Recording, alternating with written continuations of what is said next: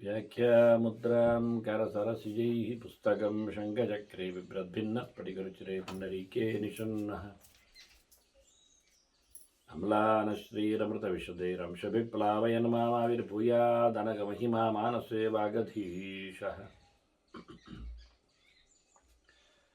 नमस्ते प्राणेश प्रणतविभुवायावनिमगाः नमस्वामिन् रामप्रियतम नमन् गुरुगुण नमस्तुभ्यं भीमप्रभरतमकृष्णेष्ट भगवन् नमः श्रीमन्मध्वप्रदिश सुदर्शन्नो जय जय श्रीगुरुभ्यो नमः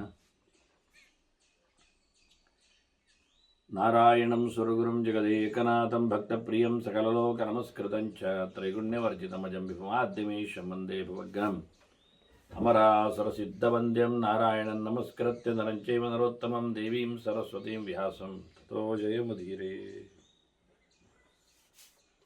ವೇದವ್ಯಾಸರ ಮಹಾಭಾರತದ ಚಿಂತಕರಿಗೆ ವಂದನೆಗಳು. ಶಾಂತಿ ಪರ್ವದ 473ನೆಯ ಪ್ರವಚನ. ವ್ಯಾಸರ ಅಣತಿಯಂತೆ ಮಿಥಿಲೆಗೆ ಬಂದ ಶುಕ ಜನಕನ ರಾಜನ ಮಾತುಗಳನ್ನು ಕೇಳಿದ್ದಾನೆ. ಮೋಕ್ಷ ಧರ್ಮದ ಕೆಲವು ಚಿಂತನೆಗಳನ್ನು ಆತ ತಿಳಿದಿದ್ದಾನೆ ಅಂತ ಹೇಳಿ ಭೀಷ್ಮರು ಧರ್ಮರಾಜನಿಗೆ ತಿಳಿಸಿಕೊಟ್ಟಿದ್ದಾರೆ.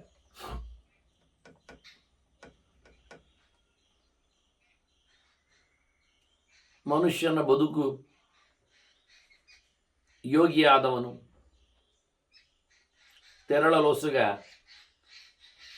ಇಚ್ಛೆ ಉಳ್ಳವನು ಪ್ರಯತ್ನಿಸಿದವನು ಹೇಗಿರಬೇಕು ಅಂದರೆ ಸರ್ವಭೂತೇಷು ಚ ಆತ್ಮಾನಂ ಸರ್ವಭೂತಾನಿ ಚ ಆತ್ಮನಿ ಸಂಪಶ್ಯನ್ ನೋಬಲಿಪ್ಪೇತ ಜಲೇ ವಾರಿಚರೋ ಯಥಾ. ನೀರಿನಲ್ಲಿನ ಮೀನಿಗೆ ನೀರಿನ ಬಗ್ಗೆ ಕಾಳಜಿಯೇ ಇಲ್ಲ, ಅಂಟಿಕೊಳ್ಳುವುದಿಲ್ಲ. ಹಾಗೆ ನೀರಿನ ಎಲ್ಲ ಪ್ರಾಣಿಗಳಿಗೂ ನೀರು ಅಂದರೆ ಹಾಗೆ ಸಹಜ. ಅದರಂತೆ ಈತ ಪ್ರಪಂಚದಲ್ಲಿರುವವನು ನಿರ್ಲಿಪ್ತನಾಗಿರಬೇಕು. ಅದಕ್ಕೆ ಹೇಗೆ ಆಗುತ್ತೆ ಅಂದರೆ ಎಲ್ಲದರಲ್ಲಿಯೂ ಭಗವಂತ ಇದ್ದಾನೆ ಅಂತ ಕಾಣುವ ಮೂಲಕ ಅಲ್ಲಿನ ಭಗವಂತನನ್ನು ಮಾತ್ರ ಎಚ್ಚರದಲ್ಲಿ ತರುವ ಮೂಲಕ ಯಾರನ್ನೂ ಆತ ಮತ್ತೆ ಯೋಚನೆಗೆ ತರುವುದಿಲ್ಲ. ಅಷ್ಟೇ ಅಲ್ಲದೆ ಇಡೀ ಜಗತ್ತು ಎಲ್ಲ ಜೀವಜಾತಗಳು ಸಹ ಭಗವಂತನಲ್ಲಿ ಆಶ್ರಿತವಾಗಿವೆ ಅಂದಾಗ ಯಾರ ಮೇಲೂ ಯಾವುದೇ ರೀತಿಯಾಗಿರತಕ್ಕಂತಹ ವೈಷಮ್ಯಗಳು ಯೋಚನೆಗಳು ಬರುವುದಿಲ್ಲ. ಹೀಗೆ ಪರಿಪೂರ್ಣ ತತ್ವ ಭಗವಂತ ಎಲ್ಲೆಡೆ ವ್ಯಾಪಿಸಿದ್ದಾನೆ, ಎಲ್ಲೆಂದರಲ್ಲಿ ಆ ಥರ ಕಾಣಿಕೆ ಇರುವುದು ಅಂತ ಅನಿಸಿಕೊಂಡಲ್ಲಿ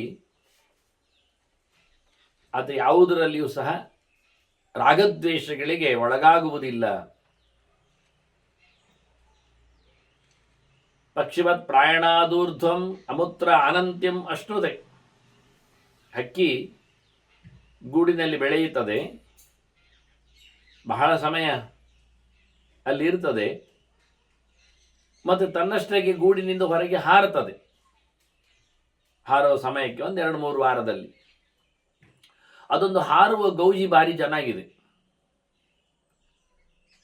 ಅದಕ್ಕೆ ಅದರ ತಾಯಿ ಗುಬ್ಬಿ ಹಾರಿ ತೋರಿಸ್ತದೆ, ಹೊರಗೆ ಬರುವುದು ಹೇಗೆ ಅಂತ ಹೇಳುತ್ತದೆ. ಅಕ್ಕಪಕ್ಕದ ಮರಗಿಡಗಳ ಗೊಂಬೆಗಳ ಮೇಲೆ ಹಾರಿ ಕೂತ್ಕೊಂಡು ತೋರಿಸದೆ, ಕರೀತದೆ. ಇದು ಪ್ರಯತ್ನ ಪಡ್ತದೆ. ಬಹಳಷ್ಟು ಸರ್ತಿ ಪ್ರಯತ್ನದಲ್ಲಿ ವಿಫಲವೂ ಆಗ್ತದೆ. ಕೆಲವು ಸರ್ತಿ ಅದು 1-2-3 ದಿನದವರೆಗೆ ಹೋಗ್ತದೆ ಈ ಪ್ರೋಸೆಸ್. ಕೆಲವೊಮ್ಮೆ ಸಡನ್ ಆಗಿಬಿಡುತ್ತದೆ. ಹಾಗೆ ಹಕ್ಕಿ ಹೊರಟೋಗುತ್ತಲ್ಲ ಗೂಡಿನಿಂದ, ಮತ್ತೆ ಆ ಗೂಡಿಗೆ ಬರುವುದಿಲ್ಲ, ಅದು ಮುಗಿದೋಯ್ತು. ಗೂಡಿಗೆ ಬಂದರೂ ಒಂದಲ್ಲ ಒಂದಿನ ಗೂಡನ್ನು ಮತ್ತೆ ಬಿಡುತ್ತದೆ. ಅದು ಕೊನೆಯ ಹೊತ್ತಿನಲ್ಲಿ ಗೂಡನ್ನು ಬಿಟ್ಟು ಹೋಗುವ ಖುಷಿ. ಈಗ ಅದಕ್ಕೇನು ಗೊತ್ತುಂಟು, ಹೊರಗೆ ಭಾರಿ ವಿಶಾಲ, ಇಷ್ಟರವರೆಗೆ ಗೂಡಿನಲ್ಲಿ ಬಂಧಿ, ಅದು ಅಷ್ಟೇ ಗೊತ್ತು ಅದಕ್ಕೆ. ಹೊರಗೆ ಹೋದ ತಕ್ಷಣ ಅನಂತವಾದ ಎಂಡ್ಲೆಸ್ ವಿಶಾಲವಾದಂತಹ ಈ ಪ್ರಪಂಚವನ್ನದು ಗಮನಿಸ್ತದೆ.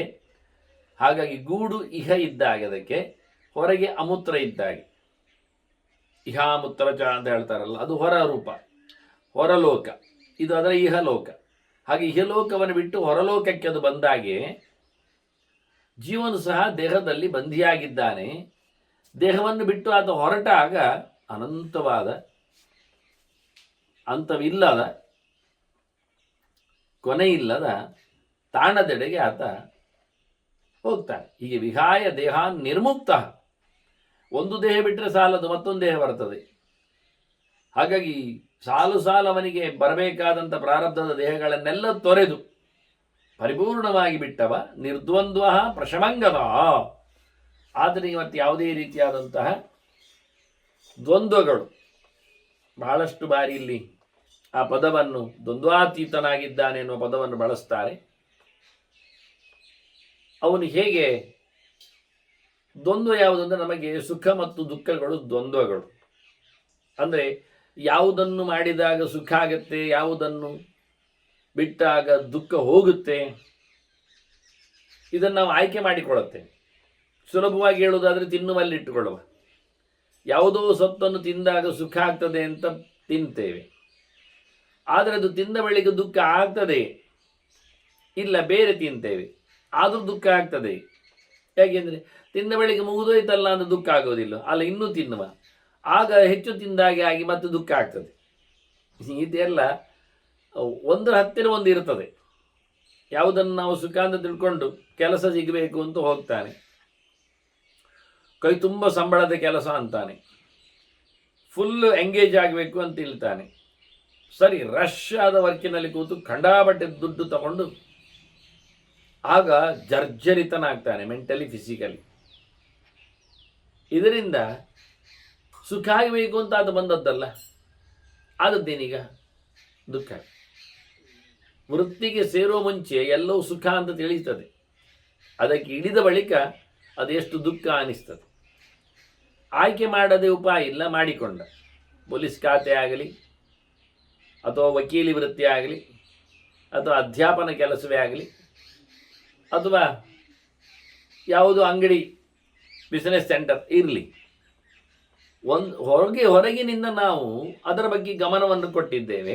ಒಳಗೆ ಹೋದ ಬಳಿಕ ಅದರದ್ದೇ ಆಗಿರತಕ್ಕಂತಹ ಪ್ರಯತ್ನಕ್ಕೆ ಕೆಲವೊಮ್ಮೆ ಸಾಫಲ್ಯ, ಕೆಲವೊಮ್ಮೆ ವೈಫಲ್ಯ ಇದೇ ಇರ್ತದೆ. ಹೇಳಲಿಕ್ಕೆ ಸುಲಭ ಅಷ್ಟೆ. ಇನ್ನೊಬ್ಬರಿಗೆ ಅದು ಬಹಳ ಚೆನ್ನಾಗಿ ಹೇಳಲಿಕ್ಕೆ ಬರ್ತದೆ, ಮತ್ತೇನಿಲ್ಲ. ಹೀಗಾಗಿ ಸುಖ ದುಃಖಗಳು, ಅದರಲ್ಲಿ ಲಾಭ ನಷ್ಟಗಳು, ಅದರಲ್ಲಿ ಸೋಲು ಗೆಲುವುಗಳು, ಮತ್ತು ಅದರಲ್ಲಿ ಇವ ನೋಡತಕ್ಕಂಥ ದುಡ್ಡಿನ ಮೇಲೆಯೇ ಕಣ್ಣು ಮಾಡಿದಾಗ ಉಳಿದದ್ದೆಲ್ಲ ಅಸಾರ ಅನಿಸ್ತದೆ. ಹಾಗಾಗಿ ಈ ಯೋಗಿಯಾದವನು ಯಾವುದೇ ವಿಷಯದಲ್ಲಿ ಚಿನ್ನವನ್ನಾಗಲಿ ಮಣ್ಣನ್ನಾಗಲಿ ನೋಡುವಾಗ ವ್ಯತ್ಯಾಸ ಕಾಣುವುದಿಲ್ಲ ಅವನಿಗೆ. ಅದನ್ನು ಆಶಿಸಬೇಕು, ಇದನ್ನು ದ್ವೇಷಿಸಬೇಕು ಎನ್ನುವುದಿಲ್ಲ. ಯಾರು ಬೈದ್ರು, ಯಾರು ಹೊಗಳಿದ್ರು ಅದರ ಬಗ್ಗೆ ತಲೆ ಕೆಡಿಸುವುದಿಲ್ಲ, ಕೇಳುವುದೇ ಇಲ್ಲ. ಕೇಳಿಕೊಂಡರೂ ಕೇಳದಂತೆ ಇರ್ತಾನೆ, ಅದು ಕೇಳಿಕೊಂಡದ್ದೇ ಅಲ್ಲ ಆಗಿರ್ತದೆ. ಅದರಂತೆ ಶೀತೋಷ್ಣಗಳು ಬಹಳ ಕೃಷ್ಣ ಅದನ್ನು ಮೊದಲು ಮಾತಾಡಿಸಿದವ. ಮಾತ್ರ ಸ್ಪರ್ಶಾಸ್ತ ಕೌಂತೆಯ ಶೀತೋಷ್ಣ ಸುಖ ದುಃಖದಾಹ ಅಂತ. ಯಾಕೆಂದ್ರೆ ಇಡೀ ದೇಹದಲ್ಲಿ ವ್ಯಾಪಿಸಿರುವಂಥದ್ದು ನಮ್ಮದು ಚರ್ಮ. ಹಾಗಾಗಿ ಸರ್ವತ್ರ ನಮಗೆ ಅದರ ಸ್ಪರ್ಶ ಅನುಭವ, ಅದರ ವಿಷಯ ಅದು ಭೋಗಕ್ಕೆ ಬರ್ತದೆ. ಅಂದಾಗ ಏನಾಗ್ತದೆ, ಸ್ಪರ್ಶಕ್ಕೆ ಇರತಕ್ಕಂಥ ಅನುಭವ ಶೀತ ಮತ್ತು ಉಷ್ಣ ಮಾತ್ರ. ಅದರಲ್ಲಿ ಕಲರ್ ಇಲ್ಲ. ಕಣ್ಣಿಗೆ ನೋಡಿ ಕಲರ್ ಕಾಣ್ತದೆ. ಕೆಲವರಿಗೆ ಕೆಂಪು ಕಂಡಾಗ ಖುಷಿ ಆಗ್ತದೆ, ಕೆಲವರಿಗೆ ಹಚ್ಚ ಹಸಿರು ಕಂಡಾಗ ಇಷ್ಟ ಆಗ್ತದೆ, ಕೆಲವರಿಗೆ ಬಿಳಿಯೇ ಇರಬೇಕನ್ನಿಸ್ತದೆ, ಕೆಲವರು ಕಪ್ಪನ್ನೇ ಹೆಚ್ಚು ಒಪ್ಪುತ್ತಾರೆ. ಕತ್ತಲಲ್ಲಿ ಕೂತ್ಕೊಳ್ಳೋದು, ಕಪ್ಪು ಗೋಡೆಗೆ ಹಾಕುವುದು, ಕಪ್ಪು ನೆಲವನ್ನು ಮಾಡೋದು, ಹೀಗೆ ಒಬ್ಬೊಬ್ಬರಿಗೆ ಒಂದೊಂದು ಕಲರಿನ ಮೇಲೆ ಆತ್ಮೀಯತೆ ಇರ್ತದೆ. ಕಲರನ್ನು ಗಮನಿಸ್ತದೆ ಕಣ್ಣು. ಇದರಲ್ಲಿ ಎಷ್ಟೋ ಮತ್ತೆ ಅವಾಂತರ ಕಲರ್ಸ್ಗಳೆಲ್ಲ ಬರ್ತಾವೆ. ಇದು ಕಣ್ಣಿನ ವಿಷಯ. ಕಿವಿಗೆ ಬಹಳಷ್ಟು ಶಬ್ದಗಳು ಕೇಳುತ್ತವೆ, ಬಹಳ ಭಾಷೆಯ ಶಬ್ದಗಳು ಕೇಳುತ್ತವೆ. ಮೂಗಿಗೂ ಅಷ್ಟೇ ಭಯಂಕರವಾದ ಪರಿಮಳಗಳು, ವಿಚಿತ್ರವಾದ ವಸ್ತುವಿನ ಗಂಧಗಳು, ನಾಲಿಗೆಗೂ ಹಾಗೆ ಭಯಂಕರ ರುಚಿಯ ವಸ್ತುಗಳು, ವಿಚಿತ್ರವಾದ ರುಚಿಗಳು. ಅಲ್ಲಾದರೂ ಪ್ರಧಾನವಾದ 6 ರುಚಿ ಅಂತ ಉಂಟಲ್ಲ. ಮತ್ತೆ ಸ್ಪರ್ಶಕ್ಕೆ ಬಂದಾಗ ನೋಡಿ,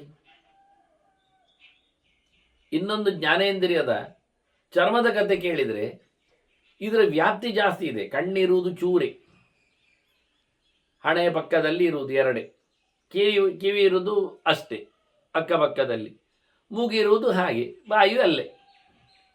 ಆದರೆ ಈ ಚರ್ಮ ಮೈ ತುಂಬ ಇದೆ, ಎಲ್ಲೆಂದರಲ್ಲಿ. ತಲೆ ತುದಿ ಮುಟ್ಟಿದ್ರು ಗೊತ್ತಾಗುತ್ತೆ, ಕಾಲು ಬುಡ ಮುಟ್ಟಿದ್ರು ಗೊತ್ತಾಗುತ್ತೆ. ಅಂದ್ರೆ ಅದ್ಭುತವಾದ ಒಂದು ಸೆನ್ಸ್ ಆರ್ಗಾನ್ ಆ ವಾಸ್ತವ ದೃಷ್ಟಿಯಲ್ಲಿ. ಆದರೆ ಅದಕ್ಕೆ ಇರುವಂಥದ್ದು ನೋಡಿ ಇಷ್ಟೇ: ಶೀತ ಮತ್ತು ಉಷ್ಣ. ಚಪ್ಪೆ ಆಯ್ತು ಮುಟ್ಟುವಾಗ, ಬಿಸಿ ಆಯ್ತು. ಇನ್ನು ನೀವೇ ಸಮಶೀತೋಷ್ಣ, ಅದು ಯಾರಿಗೆ ಸಮಶೀತೋಷ್ಣ? ಯಾವುದು ಸಮ, ಯಾವುದು ಶೀತ, ಯಾವುದು ಉಷ್ಣ, ಹೇಗೆ ಎಷ್ಟಕ್ಕೆ ಸೇರಿದಾಗ ಸಮ ಹೇಳುವುದು? ಆದ್ದರಿಂದ ಬೆಚ್ಚನೆ ಅಂದರೆ ಉಷ್ಣ ಆಯಿತು, ಥಂಡಿ ಆದರೆ ಶೀತ ಆಯಿತು. ಅದರ ಆಚೆಗಿಲ್ಲ. ಇಷ್ಟೇ. ಪ್ರತಿನಿತ್ಯವಾಗಿ ಎದ್ದಾಗ ಏನೋ ಒಂದು ಹೇಳ್ತಾನೆ, ಓ ಇನ್ನು ಚಳಿ ಉಂಟು ಅಂತಾನೆ, ಇವತ್ತು ಸೆಕೆ ಉಂಟು ಅಂತಾನೆ. ನಡೀಲೇಬೇಕು, ಮುಗಿಸ್ಲೇಬೇಕು. ಪ್ರಯೋಜನ ಆಗಲಿಲ್ಲ. ಅದನ್ನ ದೇಹವನ್ನು ಆ ಚಳಿಗೆ, ಆ ಬಿಸಿಗೆ ಒಡ್ಡಿಕೊಳ್ಳಬೇಕು ಅಂತಾನೆ. ರಾತ್ರಿಗೂ ಹಗಲಿಗೂ ಸಮಾನವಾದಂತಹ ಕ್ಷೇಮ. ಅದರಿಂದ ಇದನ್ನು ಪ್ರಿಯ ಅಪ್ರಿಯ ಅಂತ ಹೇಳಲಿಕ್ಕಿಲ್ಲ.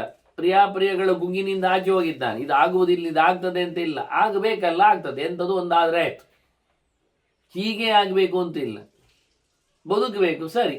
ಅದಕ್ಕೆ ದೇಹಕ್ಕೆ ಪುಷ್ಟಿ ಕೊಡುವಂಥ ಆಹಾರವನ್ನು ಕೊಡಬೇಕು, ಮುಗಿಯಿತು. ಅದು ಹೇಗೂ ಆಗ್ತದೆ. ಹಿಟ್ಟು ಕಲಸಿ ಕುಡಿದ್ರೂ ನಡೀತದೆ, ಹೊಟ್ಟೆ ಮುಂದುವರಿತದೆ. ಅದನ್ನು ಗುದ್ದಿ ಉಂಡೆ ಮಾಡಿ, ಚಪಾತಿ ಮಾಡಿ, ಲಟ್ಟಿಸಿ ಮಂಡೆಗೆ ಮೆತ್ತಿಕೊಳ್ಬೇಕಾಗಿಲ್ಲ. ಆಗ್ತದೆ ಅಂತಾದರೆ ಆಗ್ತದೆ, ಆಗಲೇಬೇಕಾದ್ರೆ ಆಗಲೇಬೇಕು, ಇಷ್ಟೆ. ಹಾಗೆ ಪ್ರಿಯಾಪ್ರಿಯಗಳ ಬಗ್ಗೆ, ಹಾಗೆ ಅರ್ಥಾನರ್ಥಗಳ ಬಗ್ಗೆ, ಇದು ನನಗೆ ಅನರ್ಥ ಮಾಡ್ತದೆ ಅಂತ ಅನರ್ಥ, ಇದು ನನಗೆ ಅರ್ಥಕಾರಿಯಾಗಿದೆ, ಉಪಯೋಗಕ್ಕೆ ಬರ್ತದೆ, ಇದು ಪ್ರಯೋಜನ ಇಲ್ಲ ಆಗಿದೆ. ಇಡೀ ಜಗತ್ತಿನಲ್ಲಿ ಒಂದು ಸರ್ತಿ ವ್ಯಾಸರು ಹೇಳಿಬಿಟ್ಟಿದ್ದಾರೆ, ಇಲ್ಲಿ ಯಾವುದೂ ಸಹ ವ್ಯರ್ಥವಾದದ್ದು ಸೃಷ್ಟಿಯಲ್ಲಿ ಬರಲಿಲ್ಲ ಅಂತ. ಸೃಷ್ಟಿ ಮಾಡುವುದು ನಾನೇ, ನನ್ನ ಸಂಕಲ್ಪದಲ್ಲಿ ಆಗುವಂಥದ್ದು ಎಲ್ಲೆಡೆ ಯಾರು ಮಾಡಿದರೂ ನಾನಲ್ಲಿ ಅವನಿಗೆ ನಿಮಿತ್ತ ಕಾರಣನಾಗಿದ್ದೇನೆ. ಆದ್ದರಿಂದ ಯಾವುದೂ ಸಹ ದೇವರ ಸೃಷ್ಟಿಯಲ್ಲಿ ಹಾಳಾಗಿದೆ ಅಂತ ಹೇಳಲಿಕ್ಕಿಲ್ಲ ಅಂತ. ನಭೂತನ್ನ ಭವಿಷ್ಯತಿ ಅಂತ ಹೇಳ್ದು. ಹಾಗಾಗಿ ನಾವು ಯಾವುದನ್ನು ಬೇಕು ಹೇಳುವುದು, ಯಾವುದನ್ನು ಬೇಡ ಹೇಳುವುದು. ಹುಟ್ಟು ಸಾವುಗಳ ಬಗ್ಗೆಯೂ ದ್ವಂದ್ವದಲ್ಲಿ ಆತ ಇಲ್ಲ. ಕೊನೆಗೆ ನಿಷ್ಠೆ ಆಗುವುದು, ಸಾಯ್ತಲ್ಲ ಅಷ್ಟೇ, ಮತ್ತೆ ಹುಟ್ಲಿಕ್ಕೆ ಉಂಟಲ್ಲ, ಸರಿ. ಹೀಗಾಗಿ ಪ್ರಶಮಂಗತಃ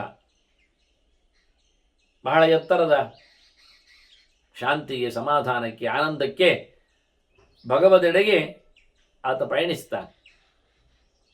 ಮತ್ತು ಜನಕ ಯಯಾತಿಯ ಕೆಲವು ಮಾತುಗಳು ಅಂತ ಹೇಳುತ್ತಾನೆ. ಯಯಾತಿ ಹೇಳಿದ್ದಾನೆ ಅಂತ. ಒಳಗಿನ ತತ್ವದ ಬಗ್ಗೆ, ಭಗವದ್ ಎಚ್ಚರದ ಬಗ್ಗೆ, ಯೋಗಿಯ ದರ್ಶನದ ಬಗ್ಗೆ, ಮೋಕ್ಷದ ಧರ್ಮದ ಬಗ್ಗೆ ಆತನ ಮಾತುಗಳು. ಜ್ಯೋತಿ ಆತ್ಮನಿ ನಾನ್ಯತ್ರ ಸರ್ವಜಂತುಷು ತತ್ ಸಮಂ. ಭಗವಜ್ಯೋತಿ ಅದು ಎಲ್ಲರಲ್ಲಿಯೂ ಇದೆ, ಜೀವನಲ್ಲಿ ಇದೆ. ತಸ್ಯಾಂತೆ ಸುಶಿರಂ ಸೂಕ್ಷ್ಮಂ ಹೇಳಿದಾಗೆ, ನೀಲತೋಯದ ಮಧ್ಯಸ್ಥ ವಿದ್ಯುಲ್ಲೇಖೇವ ಭಾಸ್ವರ ಅನ್ನದಾಗೆ, ಆ ಜ್ಯೋತಿಸ್ಸು ಎಲ್ಲ ಪ್ರಾಣಿಗಳಲ್ಲಿ ಸಮಾನವೇ. ನಿವಾರ ಶುಕವತ್ತನ್ವಿ ಪೀತಾ ಭಾಸ್ವತಿ ಅನುಪಮಾ ಅಂತ, ತಸ್ಯಾ ಶಿಖಾಯ ಮಧ್ಯೆ ಪರಮಾತ್ಮ ವ್ಯವಸ್ಥಿತ ಅಂತ ಪರಂಜ್ಯೋತಿಯ ಬಗ್ಗೆ ಚಿಂತನೆಯನ್ನು ಕೊಟ್ಟಿದ್ದಾರೆ. ಅದನ್ನು ನೋಡಬೇಕು ಅವನು. ಸ್ವಯಂಚ ಶಕ್ಯತೆ ದ್ರಷ್ಟಂ ಸುಸಮಾಹಿತ ಚೇತಸ.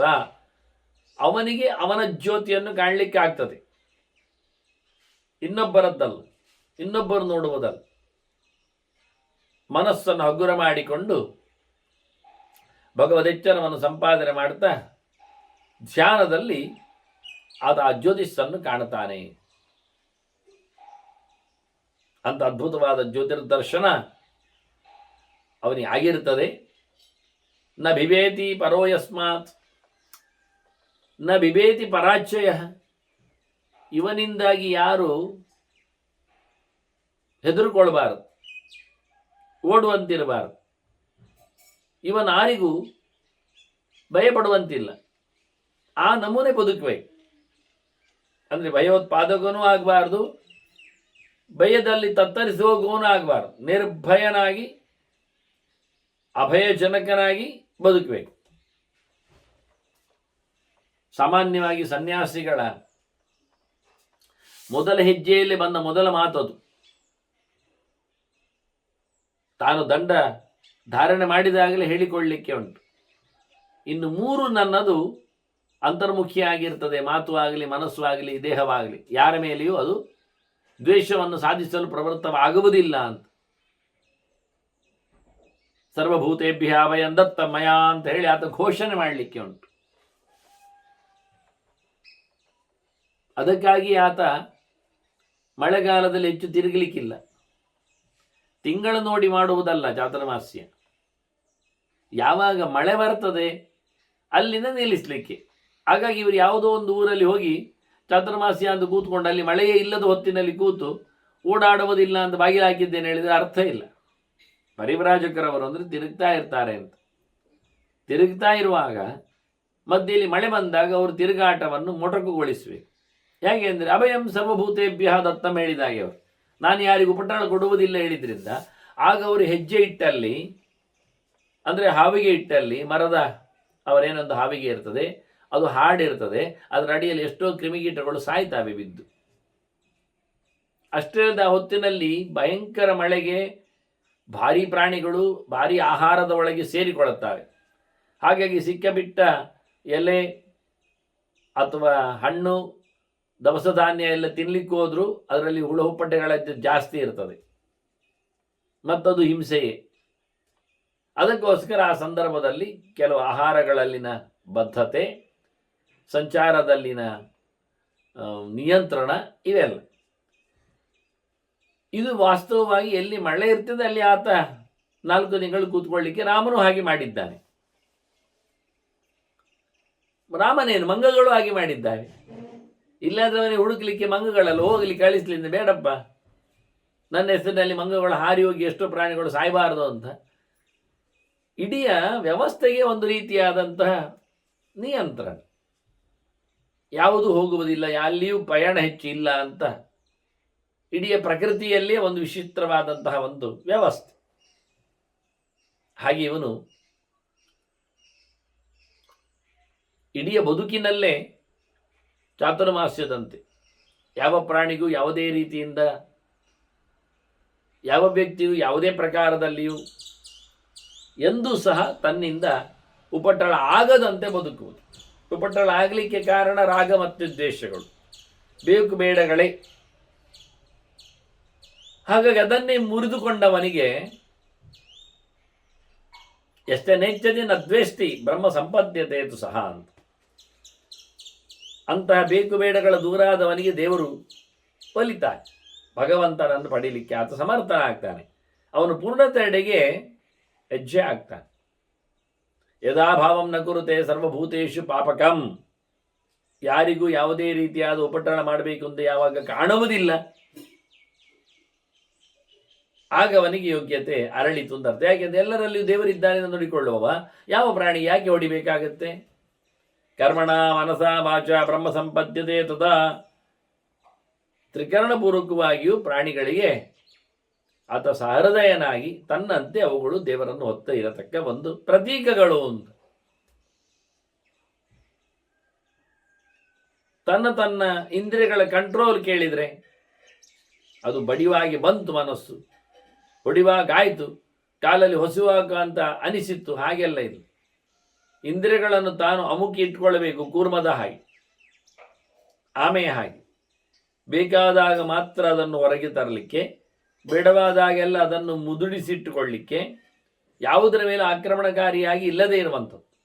ಸಂಯೋಜ್ಯ ಮನಸ ಆತ್ಮಾನಂ ಈರ್ಷ್ಯಾ ಮುತ್ಸೃಜ್ಯ ಮೋಹಿನೀಂ.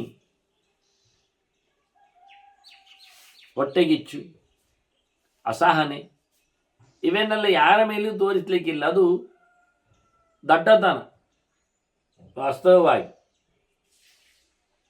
ಆದ್ದರಿಂದ ಮನಸ್ಸಿನಲ್ಲಿ ಭಗವಂತನನ್ನು ಎಚ್ಚರದಲ್ಲಿ ಕಾಣುವ ಮೂಲಕ ಯಾರೊಬ್ಬರ ಮೇಲೂ ಸಹ ಯಾವುದೇ ರೀತಿಯಾದ ಸ್ಪರ್ಧಾತ್ಮಕವಾದ ಮನಸ್ಸು ಇಲ್ಲದೇ ಇರುವ ಹಾಗೆ, ತೆತ್ವಾ ಕಾಮಂಚ ಮೋಹಂಚ ತಥೋ ಬ್ರಹ್ಮತ್ವಮಶ್ನುತೆ. ಯಾವುದೇ ಕಾಮನೆಗಳು, ಬಯಕೆಗಳು, ಯೋಚನೆಗಳು, ಆಸೆಗಳು ಇಲ್ಲದಂತೆ, ಅಜ್ಞಾನಕ್ಕೆ ಬಲಿಯಾಗದೆ, ಮೋಹಕ್ಕೆ ಮಮತೆಗೆ ಸಿಲುಕಿಕೊಳ್ಳದೆ ಆತ ಇದ್ದರೆ ಆತ ಭಗವಂತನೆಡೆಗೆ ಸಾಗಲು ಸಮರ್ಥನಾಗ್ತಾನೆ.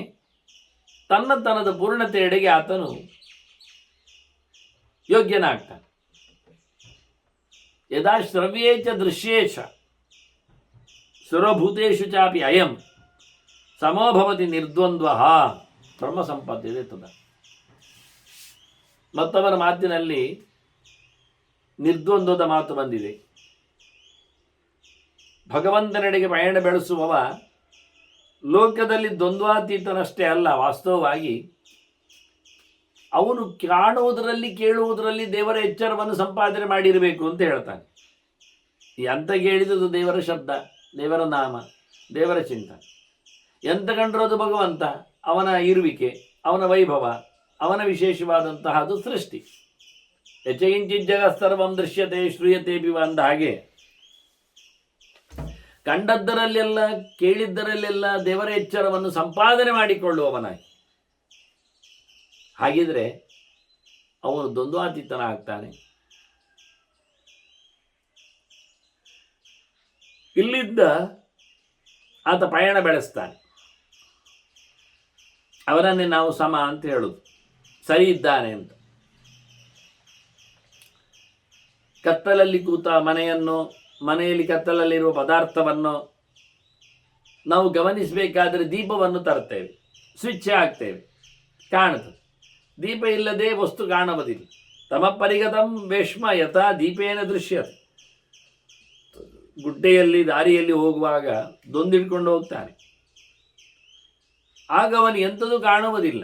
ಅವನ ಕೈಯಲ್ಲಿ ದೊಂದಿ ಮಾತ್ರ ಇರ್ತದೆ, ಕತ್ತಲು, ಅತ್ತಿತ್ತ ಮರಗಳಿವೆ ಅಂತ ಗಮನಿಸಲಿಕ್ಕೆ ಬರ್ತದೆ ಅಷ್ಟೇ. ಫ್ರಂಟಲ್ಲಿ ಬರುವಾಗ ಅದು ಗಮನಕ್ಕೆ ಬಂದಾಗ ಮರಗಳು ಬಂದಿವೆ ಅಂತ ಗೊತ್ತಾಗುತ್ತೆ. ಪಕ್ಕದಲ್ಲಿ ಬಂದಾಗ ದೊಂದಿಯೇ ಮಾತ್ರ ಕಾಣುತ್ತೆ ಅವನಿಗೆ. ಹಾಗೆ ಮುಂದೋಗ್ತಾ ಆ ದೊಂದಿ ಬೆಳಕಿಗೆ ಮನೆ ಕಾಣ್ತದೆ ಅವನಿಗೆ. ಅದನ್ನು ಹುಡುಕ್ತಾ ಬಂದದ್ದವ ಮನೆಗೆ ಹೋಗ್ತಾನೆ ಈಗ. ಹಾಗಾಗಿ ಕತ್ತಲಿನಲ್ಲಿನ ಮನೆ ಕಾಣಬೇಕಾದ್ರೆ ನಾವು ದೀಪವನ್ನು ಇಟ್ಕೊಳ್ಬೇಕು. ಅದರಂತೆ ಒಳಗೆ ಕತ್ತಲಲ್ಲಿ ಇರ್ತಾನೆ ಭಗವಂತ. ಜ್ಞಾನದ ದೀಪವನ್ನು ಹೊತ್ತಿಸಿ ದೇವರನ್ನು ನೋಡಿಬಿಡಿ ಅಂತಾನೆ.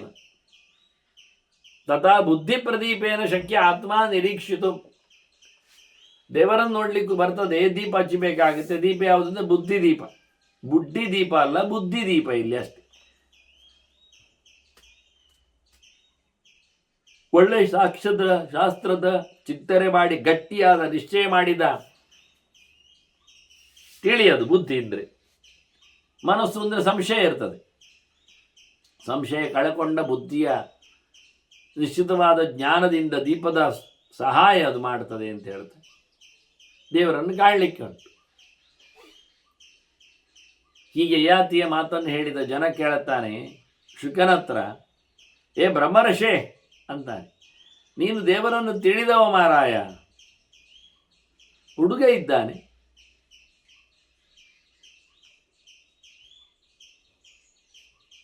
ದೊಡ್ಡವ ಇದ್ದಾನೆ ಶುಕ.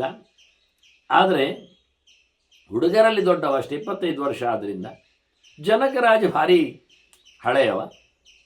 ಆದರೆ ಇವನನ್ನು ಬ್ರಹ್ಮರ್ಷಿ ಅಂತ ಗಮನಿಸ್ತಾನೆ, ಗುರುತಿಸ್ತಾನೆ. ನನಗೆ ಗೊತ್ತು ಮಾರಾಯ ಅಂತಾನೆ. ಬ್ರಹ್ಮರ್ಷಿ ವಿದಿತಶ್ಚಾಸಿ ತವ ಚ ಇವ ಉಪಶಿಕ್ಷೆಯ ವಿಷಯಂ ತಮುಪಾಗತಂ. ನೀನು ದೇವರೆಡೆಗೆ ಸಾಗಿದ್ದು ನನಗೆ ಗೊತ್ತುಂಟು. ಭಗವಂತನ ಇಚ್ಛೆ ನಿನಗಾಗಿದೆ ನಾನು ತಿಳ್ಕೊಂಡಿದ್ದೇನೆ. ನೀನು ದೇವರನ್ನು ಕಾಣುವಲ್ಲಿ, ದೇವರನ್ನು ಗಮನಿಸುವಲ್ಲಿ ನಿನಗಾಗಿರತಕ್ಕಂತಹ ಆ ಸಾಮರ್ಥ್ಯಕ್ಕೆ ಕಾರಣ ಒಂದು ಗುರೋಸ್ತವ ಪ್ರಸಾದೇನ, ನಿನ್ನ ಗುರುಗಳ ಅನುಗ್ರಹ. ಗುರುಗಳ ಅನುಗ್ರಹ ಇಲ್ಲದಿದ್ದರೆ ಏನಾಗುವುದಿಲ್ಲ. ವೇದವ್ಯಾಸರು ಗುರುಗಳು, ನಿನ್ನ ಅಪ್ಪ ಹಿರಿಯರು. ಅವರ ಅನುಗ್ರಹದಿಂದಾಗಿ ನಿನಗೆ ಆ ದೇವರ ವಿಷಯದೆಡೆಗೆ ಸಾಗುವ ಸಾಮರ್ಥ್ಯ ಬಂತು. ಮತ್ತೆ ನೀನು ತವಚೈವ ಉಪಶಿಕ್ಷೆಯ, ನೀನು ಪ್ರಯತ್ನ ಪಟ್ಟಿದ್ದಿ. ನೀನು ಆ ಕ್ರಮದಲ್ಲಿ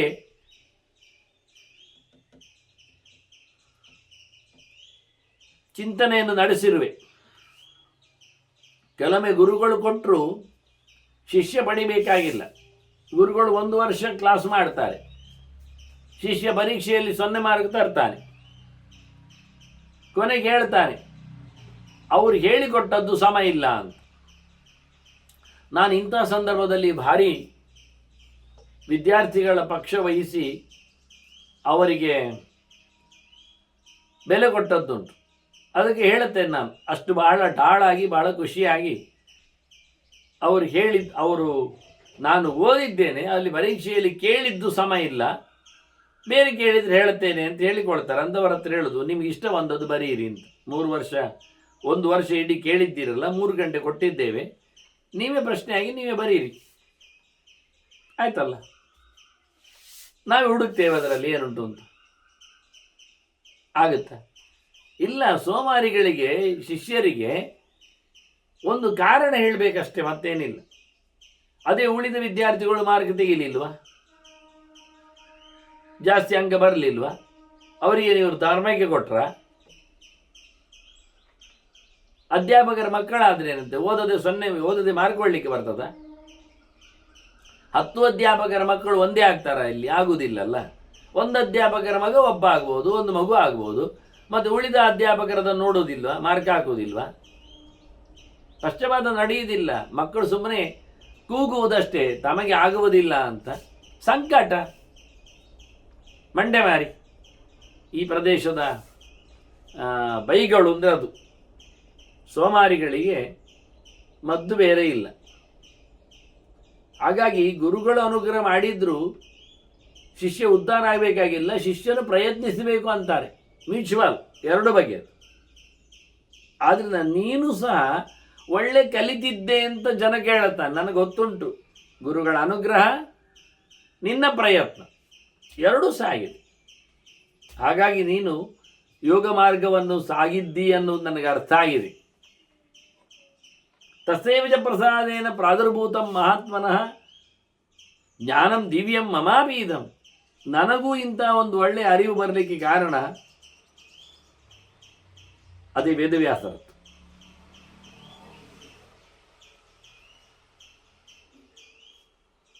ಭಗವಂತನ ಗುರುಗಳ ವ್ಯಾಸರ ಅನುಗ್ರಹದಿಂದಲೇ ನನಗೂ ಗೊತ್ತಾಗುವುದು ನೀನು ಯಾರು, ನಿನ್ನದೇನು ಎನ್ನುವುದು ಗೊತ್ತಾಗಲಿಕ್ಕೂ ಕಾರಣ ನನಗೆ ವ್ಯಾಸರೇ.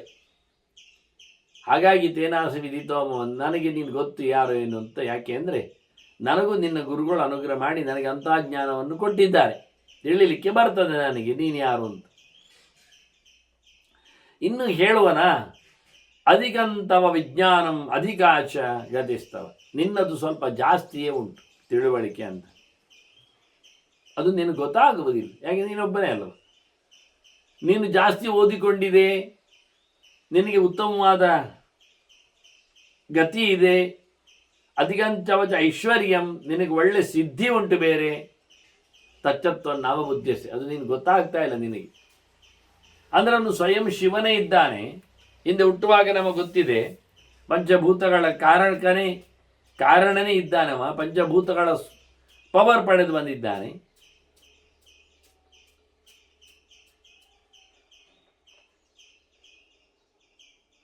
ಹಾಗಾಗಿ ಶಿವನಲ್ಲಿ ಒಳ್ಳೆಯ ಜ್ಞಾನ ಇದೆ. ಶಿವಾವತಾರ ಪ್ಲಸ್ ವಾಯು ಪ್ರವಿಷ್ಟವ. ಹಾಗಾಗಿ ಅರಿವು ಚೆನ್ನಾಗಿದೆ ಅವನಲ್ಲಿ. ಎತ್ತರದ ಉತ್ತಮವಾದ ಗತಿ ಅವನಿಗುಂಟು ಹೇಳಿದರೆ ಸತ್ಯ, ಅವನು ರುದ್ರನೇ ಅಲ್ವಾ, ಶೇಷನೇ ಆಗುವ ಅಲ್ವಾ. ಅದನ್ನು ಉತ್ತಮ ಗತಿ ಅಂತೂ ಗ್ಯಾರಂಟಿ, ಅದು ಪ್ರಶ್ನೆ ಇಲ್ಲ. ಹೇಳಲಿಕ್ಕೆ ಹೋದಾಗ ಎಲ್ಲರಿಗಿಂತ ಮಿಗಿಲಾದವನೇ ರುದ್ರ ತತ್ವ. ಮತ್ತು ಅವನಲ್ಲಿ ಪ್ರಭಾವವು, ಐಶ್ವರ್ಯವು, ಒಡೆತನವು. ಈಗ ನೋಡಿ ಹೇಳುವಾಗ ಅಧಿಕಂತವಚ ಐಶ್ವರ್ಯಂ ಹೇಳುವಲ್ಲಿ ನಿನ್ನಲ್ಲಿ ಈಶ್ವರ ಭಾವ ಇದೆ. ಅಂದ್ರೆ ಏನಾಯ್ತು, ನೀನು ಈಶ್ವರನ ಅವತಾರ, ನನಗೆ ಗೊತ್ತಿದೆ ಅಂತ. ಇನ್ನು ಸಿದ್ಧಿಯ ವಿಷಯದಲ್ಲಿ ಐಶ್ವರ್ಯ ಸಮಗ್ರತೆ ಅದು ಆಗ್ಬೋದು. ಬೇಕಾದಷ್ಟು ಐಶ್ವರ್ಯಗಳಿವೆ. ಅದರೊಟ್ಟಿಗೆ ಹೇಳಲಿಕ್ಕೆ ಹೋದರೆ ಶಕ್ತಿ, ವೈರಾಗ್ಯ, ಯಶಸ್ಸು, ಒಳ್ಳೆಯ ಪರಿಜ್ಞಾನ ಇವೆಲ್ಲ ನಿನ್ನಲ್ಲಿ ಅಷ್ಟ ಸಿದ್ಧಿಗಳು ಮಣೆ ಮಾಡಿವೆ. ಐಶ್ವರ್ಯಸ ಸಮಗ್ರಸ್ಯ ವೀರ್ಯಸ್ಯ ಯಶಸ್ಶ್ರೀಯ ಹೇಳಿದಾಗೆ ಆರಂಭದ್ದನ್ನು ಹೇಳಿ. ಅದು ನಿನಗದು ಗೊತ್ತಿಲ್ಲ ಅಂದರೆ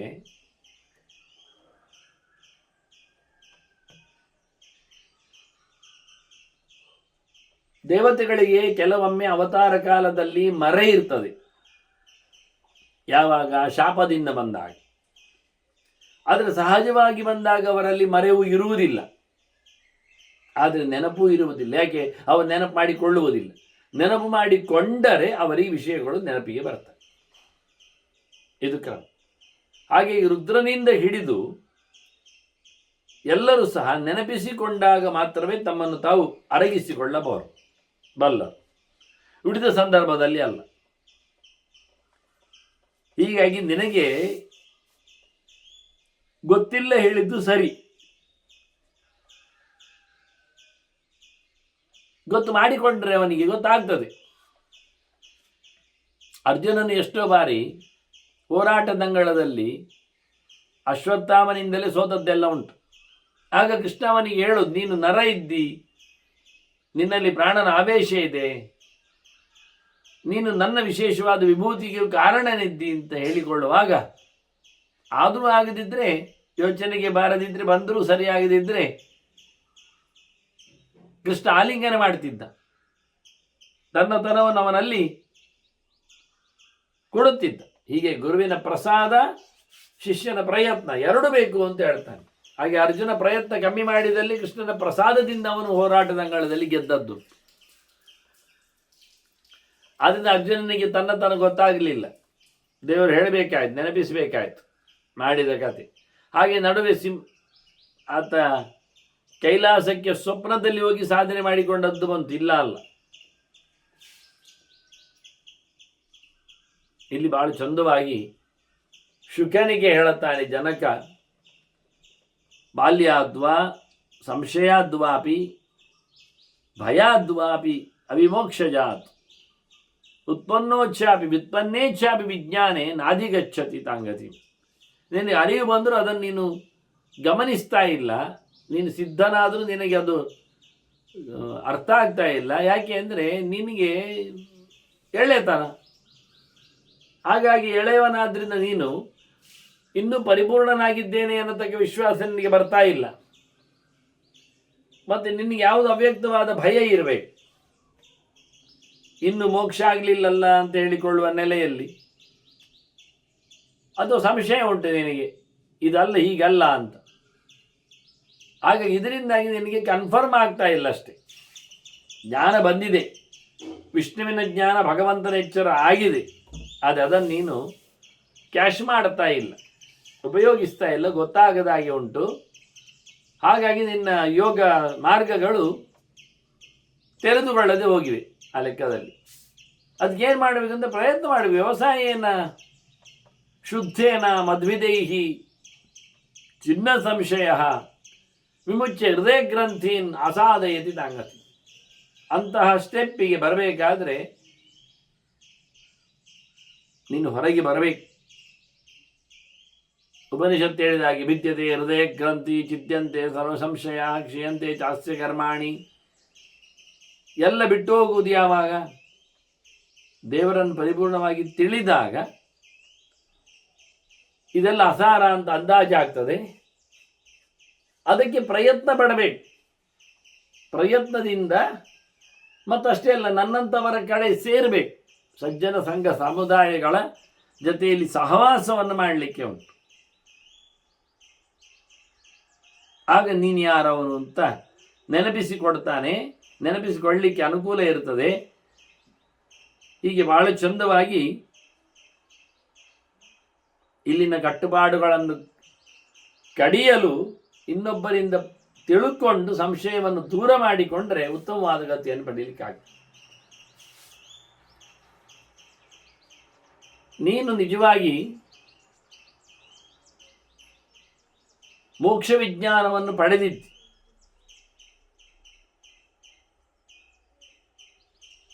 ಮತ್ತು ಯಾವುದರಲ್ಲಿಯೂ ನಿನಗೆ ಆಸೆ ಆಕಾಂಕ್ಷೆಗಳು ಇಲ್ಲ. ಭವಾಚ ಉತ್ಪನ್ನ ವಿಜ್ಞಾನ ಮತ್ತು ಅಲೋಲುಪ ಸ್ಥಿರ ಬುದ್ಧಿ, ಗಟ್ಟಿ ಬುದ್ಧಿಯಿಂದಾಗಿ ನೀನು ನೃತ್ಯದೆಡೆಗೆ, ಗೀತದೆಡೆಗೆ, ವಾದ್ಯದೆಡೆಗೆ, ಇನ್ನಿತರ ದೈಹಿಕವಾದ ಸುಖ ಭೋಗಗಳೆಡೆಗೆ, ಇದು ಎಲ್ಲಿಯೂ ನಿನ್ನದು ಪ್ರವೃತ್ತಿ ಕಾಣುವುದಿಲ್ಲ. ಸಮಲೋಷ್ಟಾಶ್ಮ ಕಾಂಚನ ಎಂದು ಹೇಳಿದಾಗಿ ಅಂತ ನಿರ್ದ್ವಂದನು ನೀನು ವಾಸ್ತವವಾಗಿ.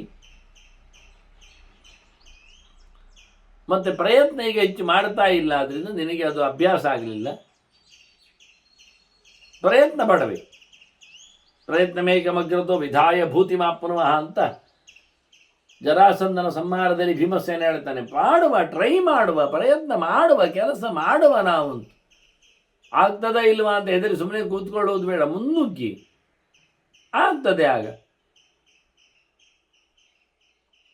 ಹೀಗೆ ಅವನ ಶುಕನ ಪ್ರವೃತ್ತಿಯ ಬಗ್ಗೆ ಹೇಳುತ್ತಾ ನೀನು ಒಳ್ಳೆ ಪ್ರಯತ್ನವನ್ನು ನಡೆಸಬೇಕಾಗ್ತದೆ ಅಂತ ಹೇಳ್ತಾರೆ. ಅಲ್ಲೇ ಸೋಲು ಕಾಣುವಂಥದ್ದು. ನ ಬಂಧುಷು ಅನುಬಂಧಸ್ತೆ ನ ಭಯೇಶು ಅಸ್ಥಿತೆ ಭಯಂ. ನಿನಗೆ ಯಾವುದರ ಹೆದರಿಕೆ ಇಲ್ಲ, ಮಾತ್ರ ಅದನ್ನು ಓವರ್ಕಮ್ ಮಾಡಿದೆ. ಮತ್ತು ಯಾವ ಬಂಧುತನದ ವ್ಯಾಮೋಹಕ್ಕೂ ನೀನು ಒಳವಾಗಲಿಲ್ಲ. ನೀನು ಒಬ್ಬಂಟಿಗ ಆ ಲೆಕ್ಕಾಚಾರದಲ್ಲಿ. ಆದರೆ ದೇವರೆಡೆಗೆ ಸಾಗುವಲ್ಲಿ ಪ್ರತ್ಯೇಕವಾದ ನಿನ್ನದೇ ಪ್ರಯತ್ನ ಬೇಕು. ಅದು ತಿಳಿಸಿಕೊಡ್ತಾನೆ ವಾಸ್ತವವಾಗಿ. ಹಾಗೆ ನಿನಗೆ ಯಾರ ಮೇಲೂ ಹೆದರಿಕೆ ಇಲ್ಲೆನ್ನು ಸತ್ಯ. ಎಲ್ಲಕ್ಕೂ ನೀನು ಸಮನಾದಂತಹ ಚಿಂತನೆಯನ್ನು ಮಾಡಿಕೊಂಡದ್ರಿಂದ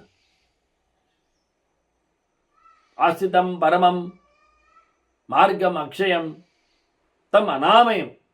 ನೀನು ಒಳ್ಳೆ ದಾರಿಯನ್ನು ಆಯ್ಕೆ ಮಾಡಿ. ಯಾವುದೇ ಸಂಕಟ ಇಲ್ಲಿ ಆಗುವುದಿಲ್ಲ, ತಪ್ಪುಗಳು ಇರುವುದಿಲ್ಲ, ಹೋದಲ್ಲಿ ನಾಶ ಬರುವುದಿಲ್ಲ. ಅಷ್ಟು ಅನಾಯಾಸವಾಗಿ ಹೋಗಿ ಬರತಕ್ಕಂತಹ ಮಾರ್ಗ ಇದು. ಅಂತ ಉತ್ತಮವಾದ ಭಗವಂತನನ್ನು ಪಡೆಯುವ ದಾರಿಯನ್ನು ನೀನು ಸೇರಿ ಆಗಿದೆ. ಅಹಂ ತ್ವಾಂ ಅನುಪಶ್ಯಾಮಿ. ನಾನು ನಿನ್ನ ಬೆನ್ನೆಯಿಂದ ಇದ್ದೆ, ನೋಡ್ತಾ ಇದ್ದೇನೆ. ನಿನ್ನನ್ನು ಪ್ರತಿಯೊಂದು ವಿಷಯದಲ್ಲಿ ನಾನು ಗಮನಿಸಿದ್ದೇನೆ. ಹಾಗಾಗಿ ನೀನು ಎಷ್ಟು ಉತ್ತಮ ಮಾರ್ಗವನ್ನು ಅವಲಂಬಿಸಿದ್ದಿ, ಹೋಗ್ತಾ ಇದ್ದಿ, ಹೋದೆ ಅಂತ ನನಗೆ ಗೊತ್ತಿದೆ. ನಾನು ಶಾಸ್ತ್ರ ಪ್ರಕಾರ ನೋಡುವವಲ್ವಾ. ಹಾಗಾಗಿ ನನಗೆ ನಿನ್ನ ಚರ್ಯೆಯಲ್ಲಿ ಶಾಸ್ತ್ರ ಕಂಡಿದೆ ಅಂತ ಹೇಳಿ ಜನಕರು ಹೇಳಿದರು ಅಂತ ಭೀಷ್ಮರು ಹೇಳುತ್ತಾರೆ. ಹೀಗೆ ಅವನು ಕೇಳಿಕೊಂಡವ ಅಲ್ಲಿದ್ದ ಉತ್ತರಕ್ಕೆ ತೆರಳಿದ.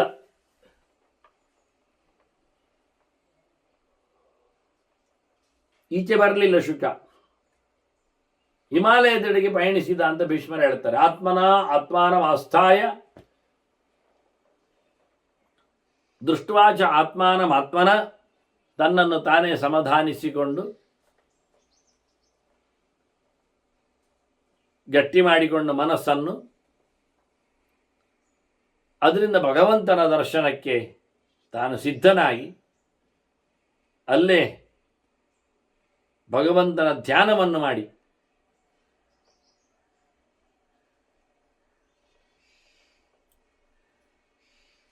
ಕೃತಕಾರ್ಯ ಸುಖೀ ಶಾಂತ ಧ್ಯಾನ ಉದ್ಯಾನದಲ್ಲೇ ಮಾಡಿದ್ನಲ್ಲವ. ಎಲ್ಲದ ಮೇಲೆ ಒಂದೇ ಪ್ರಭಾವವನ್ನು ನೋಡುವವನಾಗಿ, ತಿಳಿಯುವವನಾಗಿ, ಸಮೋಹಂ ಸರ್ವಭೂತೇಶ್ ಹೇಳಿದಾಗೆ ಭಗವಂತನನ್ನು ಜ್ಞಾನಾನಂದ ಪೂರ್ಣನನ್ನಾಗಿ ಎಲ್ಲೆಡೆ ಕಾಣುತ್ತಾ ಬಂದ ಕೆಲಸ ಉದ್ದೇಶ ಮುಗಿದಿದೆ ತಿಳ್ಕೊಂಡಿದ್ದಾನೆ. ಇನ್ನು ಕೇಳಲಿಕ್ಕಿದ್ರೆ ಕೇಳು ಅಂತ ಹೇಳಿದ್ದಾರೆ ಜನಕರು, ಏನು ಕೇಳಿಕೊಂಡಿಲ್ಲ. ಆರಾಮವಾಗಿ ಸುಖಿ ಶಾಂತಃ ತೂಷ್ಣೀಂ ಪ್ರಾಯಾತ್ ಉದಂಗ್ಮುಖ, ಏನು ಹೇಳದೆ ಸೀದ ಹೋಗಿಯೇ ಬಿಟ್ಟ. ಹೀಗೆ ಶುಕ ತೆರಳಿದ ಹಿಮಾಲಯದೆಡೆಗೆ. ಅಲ್ಲಿಗೆ ನಾರದರು ಬಂದಿದ್ದಾರೆ ಅಂತ ಕತೆ ಮುಂದುವರಿಸ್ತಾರೆ ಭೀಷ್ಮರು. ಭೀಷ್ಮರಲ್ಲಿ ಕೇಳಿದ್ನಲ್ಲವ ಕಥೆಯನ್ನು, ಅವರ ಮಹಿಮೆ, ಯೋಗ ಸಿದ್ಧಿ ಎಲ್ಲ. ಹಾಗಾಗಿ ಮುಂದಿನ ಕಥೆ ಏನು? ಮಿಥಿಲೆಗೆ ಹೋಗಿ ಬಂದ, ಅಲ್ಲಿ ಮುಗೀತ ಇಲ್ಲ. ಹಿಮಾಲಯಕ್ಕೆ ತೆರಳಿದ ಅಂತ ಹೇಳಿದ್ದಲ್ಲ. ಹಿಮಾಲಯ ಸಿದ್ಧರ, ಚಾರಣರ, ಋಷಿಗಳ ತಾಣಗಳಿವೆಲ್ಲ. ಕಿಂಪುರುಷರು ಇರ್ತಾರೆ, ಅಪ್ಸರೆಯರು ಬರ್ತಾರೆ. ವಿಶೇಷವಾಗಿ ಅಲ್ಲಿನ ಭಗವಂತನ ರುದ್ರದೇವನ ಉಪಾಸನೆಯನ್ನೆಲ್ಲ ನಡೆಸಿಕೊಡುತ್ತಾರೆ. ಹೀಗೆ ಅಲ್ಲಿ ಹೋಗಿದ್ದಾನಿವ. ಶೈಶಿರಂ ಗಿರಿಂ ಆಸಾದ್ಯ ಶೈಶಿರಂ ಗಿರಿಂ ಉದ್ದೇಶ್ಯ ಸಧರ್ಮ ಮಾತರಿಶ್ವನಃ. ಗಾಳಿಯ ಹಾಗೆ ಹೋಗಿದ್ದಾನೆ. ಮಾತರಿಶ್ವನಃ ಸಧರ್ಮ, ವಾಯುವಿನ ಸಮಾನ ಧರ್ಮ ಅಂದ್ರೇನು? ಸದಾಗತಿ, ಹೋಗ್ತಾ ಇರುವುದು, ನಾನ್ ಸ್ಟಾಪ್, ವೇಗವಾಗಿ ಹೋಗ್ಲಿಕ್ಕೆ ಉಂಟು, ಬೀಸುಗಾಳಿ ಬಿರುಗಾಳಿಯಾಗಿ. ಹಾಗೆ ಹಿಮ ಪ್ರದೇಶಕ್ಕೆ ತೆರಳಿದ್ದಾನೆ. ಅದೆಲ್ಲರೂ ಇರುವ ತಾಣ ಅದು. ಕಿಂಪುರುಷರು, ಕಿನ್ನರರು, ಋಷಿಗಳು ಎಲ್ಲ ಇರುವ ತಾಣ. ಅಲ್ಲಿ ಗರುಡನು ಇದ್ದಾನೆ ಅಂತ ಹೇಳ್ತಾರೆ. ಇಲ್ಲಿ ಪಕ್ಷಿರಾಜ ಗರುತ್ವಾಂಶ್ಚ ಎಂ ನಿತ್ಯಂ ಅಧಿತಿಷ್ಠತಿ ಅಂತ ಯಾವಾಗಲೂ ಇರುವ ಜಾಗ ಅವನು ಸಮಾನನಲ್ವ ಶಿವನಿಗೆ. ಹಾಗಾಗಿ ಅದು ಶಿವಾಲಯ, ಅಲ್ಲಿ ಗರುಡನು ಇರ್ತಾನೆ ಅಂತ ನೋಡಿ. ಬಹಳ ಅದ್ಭುತವಾದಂತಹ ಸಂಗತಿ. ಅದರೊಟ್ಟಿಗೆ ಲೋಕಪಾಲಕರಲ್ಲಿದ್ದಾರೆ. ಚತ್ವಾರಃ ಲೋಕಪಾಲಾಶ್ಚ, ಪೂರ್ವ ದಕ್ಷಿಣ ಪಶ್ಚಿಮ ಉತ್ತರದ ಒಡೆಯರಾಗಿ ಅವರಲ್ಲೂ ಸೇರಿದ್ದಾರೆ. ಹೀಗೆಲ್ಲ ಅಲ್ಲಿ ವಿಷ್ಣು ತಪಸ್ಸು ಮಾಡಿದ್ದಾನೆ. ವಿಷ್ಣುನಾಯತ್ರ ಪುತ್ರಾರ್ಥೆ ತಪಃ ತಪ್ತಂ ಮಹಾತ್ಮನ. ಆ ಹಿಮಾಲಯದಲ್ಲಿ ಕೃಷ್ಣನು ತಪಸ್ಸು ಮಾಡಿದ್ದಾನೆ, ಮಗ ಬೇಕು ಅಂತ ಹೇಳಿಕೊಂಡು. ಅದನ್ನು ಸುಮ್ಮನೆ ಮಾಡಿದ್ದು ಗೊತ್ತಿದೆ ನಮಗೆ, ಅವನ ಕತೆ ಕೇಳಿದ್ದೇವೆ ನಾವು. ಅಲ್ಲಿ ಹೋಗುವಾಗಲೇ ಬಾಯಿಯೊಳಗೆ ಅಂದರೆ ಹೊಟ್ಟೆಯೊಳಗೆ ಮಗನನ್ನು ಕರ್ಕೊಂಡೇ ಪ್ರದ್ಯುಮ್ನನ್ನು ಹೋಗಿದ್ದಾನೆ. ಅಲ್ಲಿ ವೃಕಾಸುರ ಅವನು ಸಾಯಬಾರದು ಅಂತ ತಪಸ್ಸು ಮಾಡಿಕೊಂಡವ. ಅದಕ್ಕೆ ಈಗ ಹುಟ್ಟಿದ ಮಗುವಿನಿಂದ ಸಾಯ್ತೇನೆ ಅಂತ ಹೇಳಿಕೊಂಡಿದ್ದಾನವ, ಸಾಯುವುದಾದ್ರೆ ಅವಧ್ಯತ್ವವರ ಕೇಳಿದವ. ಹಾಗಾಗಿ ಅಲ್ಲಿಯೇ ಷಣ್ಮುಖನನ್ನು ತಂದಿಟ್ಟು ಸಂಹಾರ ಮಾಡಿಸಿ ಮತ್ತೆ ಅವನನ್ನು ಅಪೋಷಣಗೈದು ಮತ್ತೆ ಇಲ್ಲಿ ರುಕ್ಮಿಣಿಯಲ್ಲಿ ಅದನ್ನು ಹಡೆಯುವಂತೆ ಮಾಡಿದ್ದು ಶಿವನ ಪ್ರಸಾದ ಅಂತ ಹೇಳಿಕೊಂಡಿದ್ದಾನವ. ಲೋಕಮೋಹಕ್ಕೋಸ್ಕರ ಉಳಿದವರಾಗಿ ಮಾಡಲಿ ಕಲೀಲಿ ಅಂತೇಳಿ. ಹಾಗಾಗಿ ಕೃಷ್ಣ ತಪಸ್ಸು ಮಾಡಿದ ಜಾಗ ಉಂಟಲ್ಲಿ. ಮತ್ತೊಂದು ಕ್ರಿಯೆಯನ್ನು ಹೇಳ್ತಾರೆ, ಬಹಳ ಚೆನ್ನಾಗಿದೆ.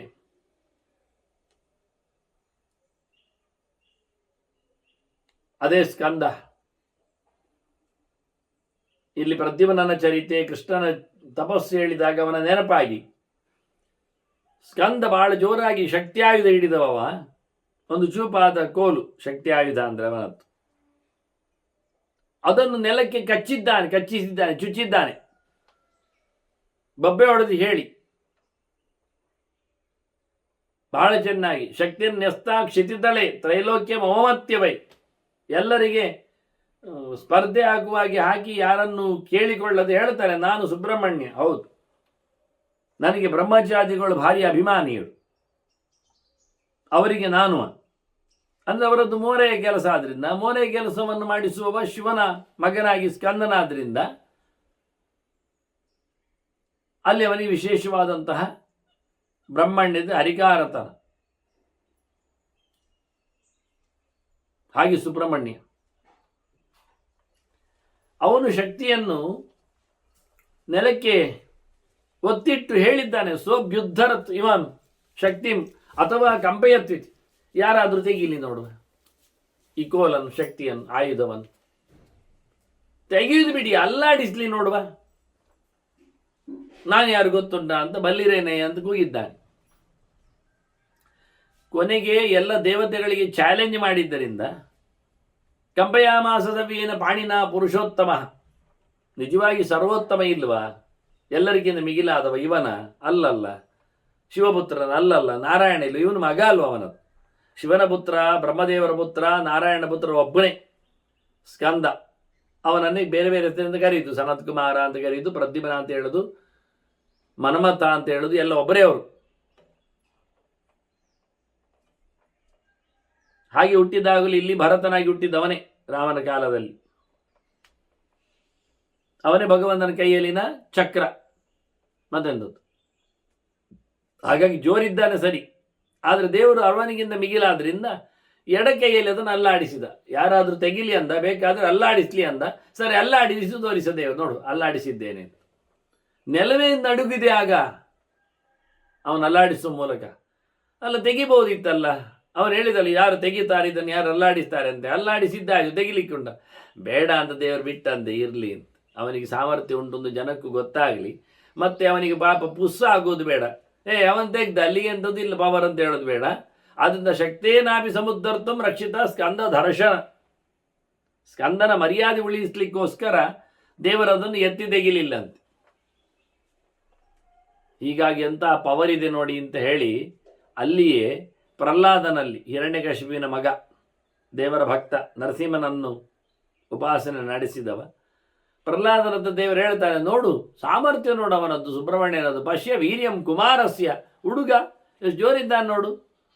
ನೈತದನ್ಯ ಕರಿಷ್ಯತಿ, ಅತ್ಯಾರಿಗೆ ಆಗುವುದಿಲ್ಲ ಇದೆಲ್ಲ ಹೇಳಿ ಪ್ರಹ್ಲಾದನಿಗೆ ಹೇಳಿಬಿಟ್ಟಂತೆ. ನೋಡಿ ಅವನ ಎತ್ತರವನ್ನು ಗಮನ, ಇದೆಲ್ಲ ತಾರತಮ್ಯವನ್ನು ತೋರಿಸತಕ್ಕಂಥ ಕಥೆಗಳಿದು.